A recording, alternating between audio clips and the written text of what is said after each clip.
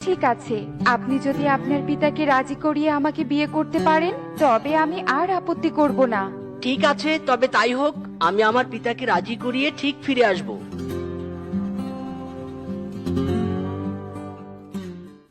না না মৎস্যকুমার, আমি তোমার এই প্রস্তাব কিছুতেই গ্রহণ করব না। তোমার জন্য আমি সমুদ্র রাজ্যের জলরাজার কন্যাকে পছন্দ করেছি, তাকেই বিয়ে করতে হবে। কোন সাধারণ মৎস্যকুমারী আমার পুত্রবধূ হতে পারে না। না পিতা, এ হতে পারে না। আমি যে তাকেই পছন্দ করেছি, বিয়ে করলে আমি তাকেই করব। আপনি রাজি হয়ে যান পিতা। এ কি করে সম্ভব? জলরাজ পরিবারের সাথে অন্য জলরাজ পরিবারেরই বিয়ে হয়, নয়তো যে ঘোর অমঙ্গল। তুমি বোঝার চেষ্টা করো পুত্র।